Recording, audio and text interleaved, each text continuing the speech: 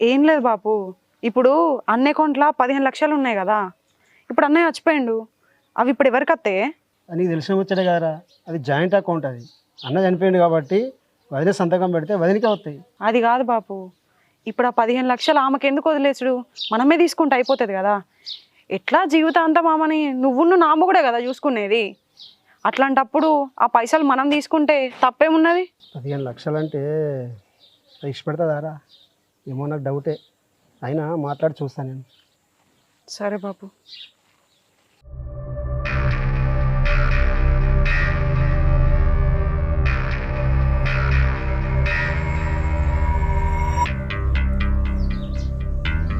Hello అమ్మా. బిడ్డ మంచిగా ఉన్నావా? నా లోపల ఇంకా నీకు మంచి కూడా కనబడుతుందానే. నేనేదో ఉన్నా అంటే ఉన్నా. అట్లా నాకు బిడ్డ, అల్లుడు పోయిన పాలన తిరిగి వస్తుందా చెప్పు. ఇక ఆయన గురించి ఆలోచించుకుంటూ కూర్చొని నీ